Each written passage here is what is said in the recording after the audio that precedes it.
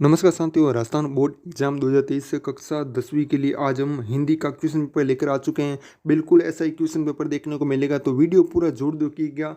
Video बहुत ही important होने वाला है, तो चलिए शुरू करते हैं। सबसे पहले चलते हैं क्वेश्चन पेपर की तरफ। ये रहा आपका क्वेश्चन पेपर। इसमें पहला है आपका खंड अ। इसमें खंड अ में पहला प्रश्न दिया होगा, निम्नलिखित अपठित गद्यांश को पढ़कर प्रश्नों का उत्तर है वो लेना है। तो इस गद्यांश को पढ़ना है, ये पूरा गद्यांश है वो दिया हुआ है, और इस गद्यांश को पढ़ना है और फिर ये नीचे दिए गए प्रश्नों के उत्तर देने। ठीक है, तो ये क्वेश्चन तो आप खुद भी कर सकते हो, लेकिन मैं ये दो क्वेश्चन है गद्यांश और पद्यांश, ये दोनों क्वेश्चन है सबसे लास्ट में करूंगा कि अपठित काव्यांश को पढ़कर प्रश्नों के उत्तर देना। मतलब क्वेश्चन जो ये गद्यांश या पद्यांश दिया होगा उसको पढ़कर उत्तर देना, तो ये सबसे लास्ट में करूंगा क्योंकि ये सभी स्टूडेंट को आते हैं। ठीक है, और अब है नेक्स्ट क्वेश्चन आपका दूसरा, जो कि निम्नलिखित रिक्त स्थानों की पूर्ति करनी है।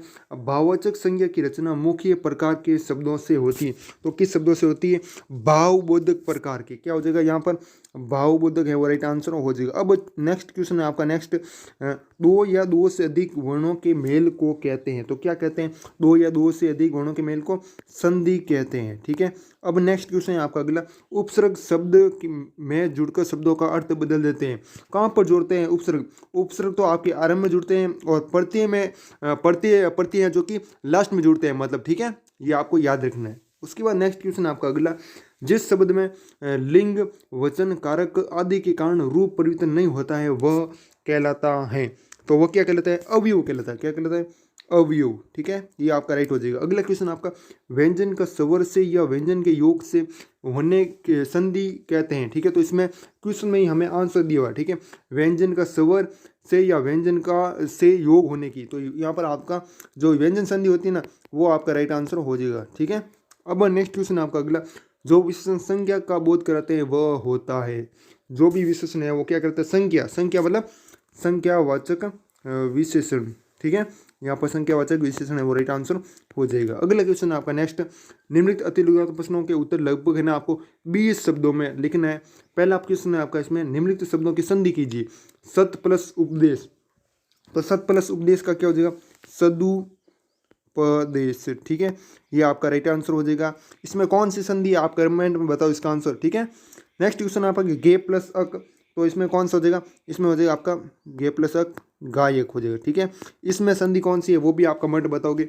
तीसरे का पहला लगाकर कौन सी संधि है, और उसके बाद तीसरे का दूसरा, इसमें कौन सी संधि? कमेंट में बताओ इसका आंसर फटाफट से। नेक्स्ट है, वह मधुर संगीत सुनता है, वाक्य में रेखांकित पद की संख्या बताइए। संगीत की है आपको संज्ञा बतानी कि इसमें कौन सी है वो संज्ञा है वो होगी। ठीक है, आपको पता है संज्ञा 3 प्रकार की होती है, जातिवाचक, भाववाचक और एक होती है व्यक्तिवाचक। ठीक है, तो इसमें आपका बिल्कुल भाववाचक है वो हो जाएगी। क्या हो जाएगा? भाववाचक। यहाँ पर कोई भी व्यक्ति की नहीं हो रही है, यहाँ पर संगीत की बताने तो भाव, ये एक प्रकार का भाव है ना। उसके बाद नेक्स्ट क्वेश्चन आपका अगला, आग बबूला होना मुहावरे का अर्थ है वो लिखना है। तो आग बबूला होना मतलब क्रोधित होना। ठीक है, उसके बाद नेक्स्ट क्वेश्चन है आपका अगला, अदगल गगरी छलकत जाए लोकोक्ति का वाक्य प्रयोग कीजिए जिससे इसका अर्थ स्पष्ट हो जाए। तो वाक्य प्रयोग करना है कि जैसे आप लिख सकते हो कि भाई साहब पर देने को कुछ नहीं और बातें बड़ी बड़ी करते हैं, मतलब उनके पास कुछ है ही नहीं फिर भी बातें बड़ी बड़ी करते हैं। तो ये अर्थ है वो इसका हो गया, वाक्य प्रयोग मैंने बता दिया। नेक्स्ट क्वेश्चन आपका, स्वतंत्रता सेनानियों या देशभक्तों की मूर्ति लगाने का क्या उद्देश्य रहता है? तो क्या उद्देश्य रहता है? जनमानस के मन में आपको पता है देशभक्तों का सम्मान बना रहे, मतलब जनता में यह देशभक्त का जो भी सम्मान है वो बना रहे, और देशभक्ति की प्रेरणा है वो सबके दिलों में हो, इसलिए ना देशभक्तों की जो भी मूर्तियां हैं वो लगाई जाती हैं। ठीक है, आप भी आपके शहर या फिर जिले में देख रहे होगे, ज़्यादातर गाँव में नहीं है लेकिन शहरों में तो है ही है। अगला क्वेश्चन आपका छठा, बाल गोविंद की संगीत साधना का चरम उत्कर्ष है वो क्या था? ठीक है, तो क्या उत्कर्ष था? जब बाल गोविंद के पुत्र की मृत्यु हुई ना, तब से वे क्या करने लगे? संगीत साधना में लीन है वो हो गए थे, और यही उनका जो इनका व्यवहार है ना, संगीत साधना का चरम ये उत्कर्ष था। मतलब उन्होंने संगीत साधना का वो है, संगीत साधना वो क्यों स्टार्ट की थी? क्योंकि उनके पुत्र की मृत्यु हो गई थी बाल गोविंद की, है ना, तो इसलिए वो उसमें लीन हो गए, किसमें? संगीत साधना में, है ना। अगला क्वेश्चन आपका नेक्स्ट, उद तुम ही हो अति बड़भागी में किन लोगों पर व्यंग्य है वो किया गया है? ठीक है, तो इसमें क्या हो जाएगा? इसमें कृष्ण प्रेम से वंचित लोगों पर व्यंग्य है वो किया गया। किसमें? कृष्ण प्रेम से ना जो भी वंचित रह गए ना लोग, उन पर। नेक्स्ट है कवि जयशंकर प्रसाद किससे विडम्बना है वो मानते हैं? तो किनको मानते हैं? कवि अपने स्वभाव की सरलता को दोष नहीं देना चाहते हैं और उसे उस सरलता के कारण ही अनेक कष्ट सहने पड़े, इससे ही वह विडम्बना मानता है। नेक्स्ट है आपका फसल के विकास में किन किन का सहयोग होता है? आपको पता है जल का। जैसे आपको अब फसल उगाने में नदियों के जल हैं, सूर्य का ताप है और मानव के हाथों का सहयोग है वो होता है। इस कारण है वो मतलब फसल की विकास होता है। ठीक है। अब भाई नेक्स्ट है डूमराव गांव किन कारणों से इतिहास में प्रसिद्ध है? वेरी इंपॉर्टेंट क्वेश्चन है। ठीक है। जो डूमराव गांव है ना वो क्यों प्रसिद्ध है? तो अमरुद्दीन खान साहब के जन्म के कारण और शहनाई में प्रयुक्त होने वाली रीड घास के उत्पन्न के कारण ये प्रसिद्ध है जो डूमराव गांव। ठीक है। नेक्स्ट क्वेश्चन आपका भोलेनाथ और उसके साथी अपने घरोंदे के किवाड़ किस चीज से बनाते थे? ये सिलाई की डिबियाँ होती थी ना, उनसे है वो बनाते थे। क्या बनाते थे? घरोंदे के किवाड़ हैं वो बनाते थे। ठीक है। अगला आपका गन्नों को मेहनत कश बादशाहों का शहर क्यों कहा जाता है? तो इसमें आंसर यहाँ पर दिया हुआ है मेहनत मतलब साथियों क्योंकि गंदक शहर को यहाँ के लोगों ने अपने परिश्रम से खूबसूरत बनाया है, मेहनत से खूबसूरत बनाया है, इसी कारण गंतों को क्या कहा जाता है? मेहनत कश बादशाहों का शहर है वो कहा गया। ठीक है। यहाँ पर मेहनत दिया है मतलब मेहनत से बनाया है इस गंतोक शहर को। ठीक है। तो ये आपका आंसर हो जाएगा। अगला क्वेश्चन आपका नेक्स्ट खंड ब है। नेक्स्ट प्रश्न आपका भारत के स्वाधीनता आंदोलन में दुलारी और टूनू ने अपना योगदान है वो किस प्रकार दिया? तो वेरी इंपॉर्टेंट क्वेश्चन है। तो किस प्रकार योगदान दिया है वो लिखना है इसमें। तो पहली बात तो ये दुलारी है ना वो ये क्या थी? सामान्य महिला थी। और इसमें क्या लिख सकते हो? जब देश के दीवानों का दल विदेशी वस्त्रों का संग्रह करता मतलब उसको ले रहा था तो क्या किया दुलाई ने? मैनचेस्टर और लंकाशायर के मिलों की बनी बारीक सूत की मखमली किनारों वाली नई कोरी धोतियों के बंडल को अनसक भाव से फेंककर आंदोलन में क्या दिया? योगदान है वो दिया। ठीक है। और क्या दिया? देश के दीवानों की टोली में सम्मिलित हुए टुन्नू की मृत्यु पर टुन्नू की ही दी हुई गांधी आश्रम की धोती को पहनकर उसने उसके प्रति श्रद्धांजलि है वो अर्पित की। ठीक है। और मतलब देश प्रेम की है वो प्रेरणा है वो देता है जो टुन्नू है वो। ठीक है। दुलारी और टुन्नू। ठीक है। अब है नेक्स्ट क्वेश्चन आपका अगला कौन सा है? इसमें 5 नंबर है। जाने कितने रण हैं हम इन पर नदियों का, हम शिखरों का, मणि के इस कथन से हमें क्या प्रेरणा है वो मिलती है। ठीक है। जो नदियां हैं वो पानी पिलाती है आपको पता है पेड़ों को। ठीक है। तो इसमें हमें क्या प्रेरणा मिलती है वो बताएं कि हमें प्रकृति के प्रति कृतज्ञता रखनी चाहिए, उसके साथ अनुचित छेड़छाड़ है वो नहीं करनी चाहिए और प्रदूषित होने से बचाना चाहिए जो नदियां हैं। ठीक है उनको। और उसके बाद नेक्स्ट है आपका जॉर्ज पंचम की नाक व्यंग्यात्मक कांड में भारत सरकार की किस मनोवृत्ति पर व्यंग्य है वो किया गया है? तो किस पर किया गया? राजनीति कमजोरी और सामंतशाही मनोवृत्ति पर व्यंग्य है वो किया गया है। ठीक है। नेक्स्ट क्वेश्चन आपका अगला कर्म के आधार पर क्रिया के भेद बताते हुए उनकी परिभाषा लिखनी। तो कर्म के आधार पर क्रिया के 2 प्रकार हैं आपको याद होना चाहिए। एक तो आपकी सकर्मक क्रिया है और एक आपकी अकर्मक क्रिया है वो हो जाएगी। ठीक है। और उसके बाद बात करते हैं सकर्मक क्रिया की परिभाषा क्या होगी? तो जिस क्रिया का फल कर्ता के बजाय किस पर पड़ता है? कर्म पर पड़ता है। ठीक है। तो उससे क्या कहते हैं? सकर्मक क्रिया कहते हैं। जैसे आपका कपिल फल खाता है। ठीक है। यहाँ पर कर्म कौन है? फल है। ठीक है। तो इसलिए सकर्मक क्रिया हो गई। और उसके बाद अकर्मक क्रिया की बात करें तो अकर्मक क्रिया में क्या होता है? वाक्य में प्रयुक्त जिस क्रिया का क्रम है वो नहीं होता है उसे क्या नहीं होता है और जो कर्ता तक ही सीमित रहता है उसे अकर्मक क्रिया कहते हैं। जैसे आपका कपिल खाता है, अब कपिल फल खाता है तो आपका हो जाएगा क्या हो जाएगी? सकर्मक क्रिया हो जाएगी क्योंकि उसमें कर्म दिया हुआ है फल। ठीक है। यहाँ पे कपिल ही दिया है मतलब कर्ता तक ही सीमित है। ठीक है। इसलिए आपकी क्या क्रिया हो जाएगी? ये अकर्मक क्रिया हो जाएगी, है ना। अगला क्वेश्चन आपका सफलता के चरम शिखर पर पहुंचने के दौरान यदि व्यक्ति लड़खड़ाता है तब उसे सहयोगी किस तरह संभालते हैं? तो वो लिखना है। ठीक है। जब वो इसमें लिख दोगे आपकी जब कोई व्यक्ति सफलता के चरम शिखर पर पहुंचकर अचानक लड़खड़ा जाता है तो उसके सहयोगी ही उसे बल उत्साह शाबाशी और साथ देकर है क्या संभालते हैं और वे अपनी शक्ति उसके लिए लगा देते हैं और वे उसकी कमी को पूरा करने के भरसक प्रयास है वो करते हैं। ठीक है। इस प्रकार से आप इसमें लिख दोगे। 8 नंबर क्वेश्चन है। 9 नंबर क्वेश्चन है बदंत आनंद क्वेश्चन के अनुसार मानव संस्कृति है वो क्या है? ठीक है। तो इसके बारे में है वो बताना है। ठीक है। नेक्स्ट क्वेश्चन आपका अगला है 10वां नंबर क्वेश्चन है।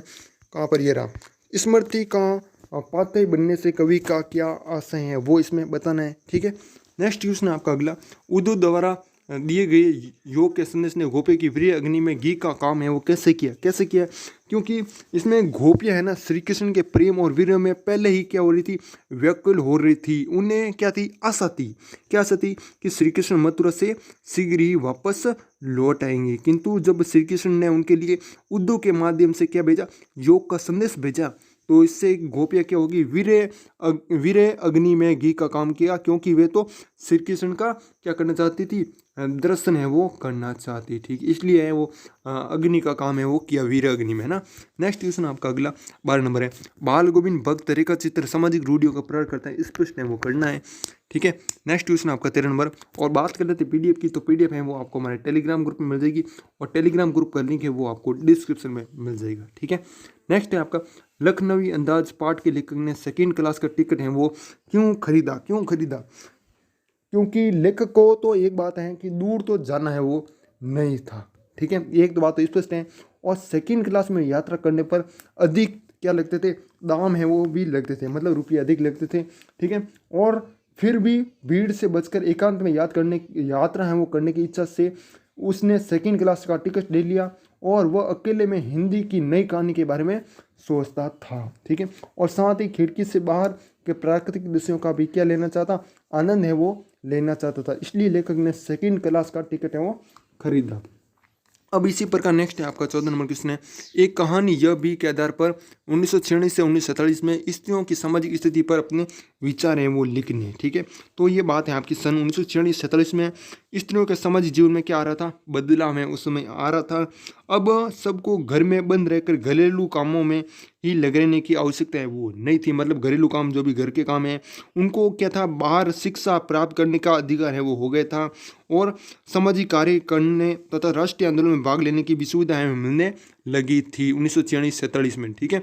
और उसके बाद क्या हुआ, यद्यपि नारी स्वतंत्रता की दिशा में यह आरंभिक कदम ही था, परंतु इससे समाज में स्त्रियों की सामाजिक स्थिति में परिवर्तन का शुभारंभ है वो हो चुका था, मतलब यहाँ से शुभारंभ हो चुका, उद्घाटन हो चुका था। नेक्स्ट है आपका तुलसीदास का जीवन परिचय है कृतित्व संक्षेप में लिखने, मतलब इनकी रचना है, जैसे आपको पता है कवितावली है, गीतावली है, दोहावली है, कृष्ण गीतावली है, विनय पत्रिका है, ये है ना इनकी रचना है तुलसीदास की।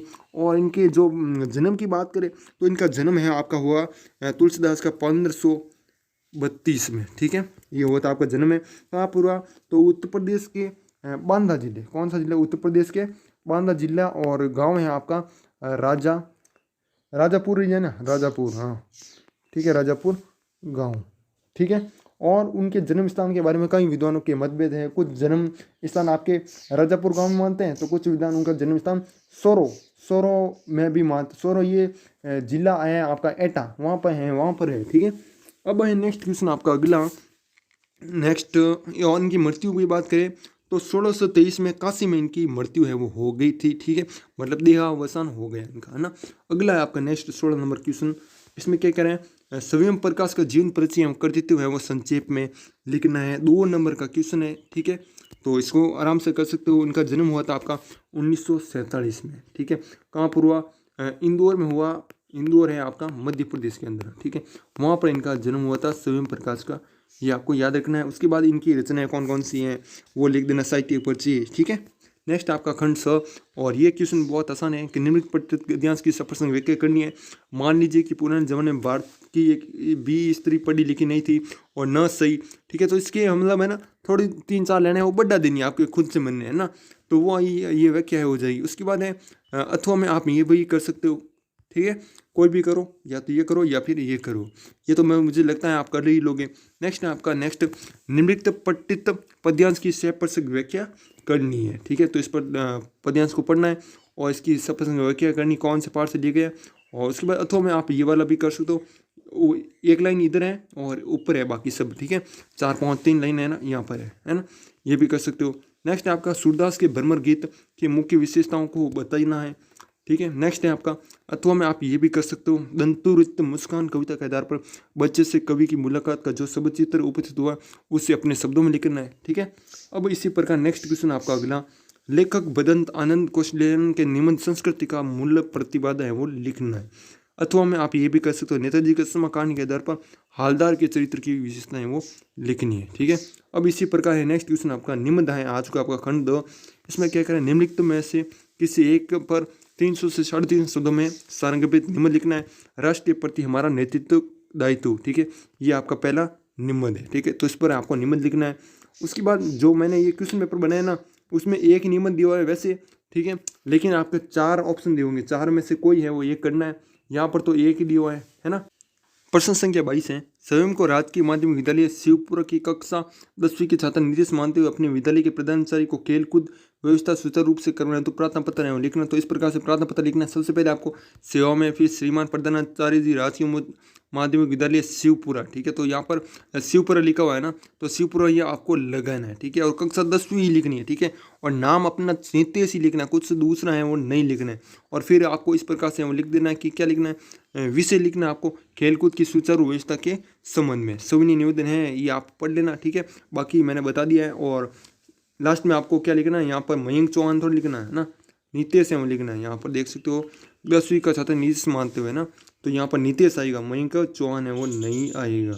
नेक्स्ट अथवा में आप ये भी लिख सकते हो, आप सांचो निवासी मंथन है अजमेर में अध्ययन कर रहे हैं, अपने छोटे भाई ऋषि को पत्र लिखना है, जिसमें अध्ययन के साथ साथ खेलों में भी भाग लेने की सलाह वो देनी है। ठीक है, कि खेल है वो बहुत ही ज़रूरी है, अच्छा है। ठीक है, और माइंड फ्रेश हो जाता है। इस प्रकार से आप लिख देना, बहुत आसान है। नेक्स्ट आपका पर्यावरण के प्रति जागरूकता बढ़ाने के लिए 25 से 50 शब्दों में एक विज्ञापन तैयार करना। तो इस प्रकार से विज्ञापन लिख सकते हो। ठीक है, यहाँ पर दिया हुआ है, पर्यावरण सुख से हमारी शान देता है, सभी को जीवन दान, पर्यावरण ही जीवन है, पर्यावरण को प्रदूषण बचाने में हम सभी नागरिकों सभी वंचित, मतलब कुछ डायलॉग लिखना है। और फिर आपको यहाँ पर कुछ फोटो लगा देनी है, जैसे आपका लिखा हुआ स्वच्छ वायु जीवन का आधार।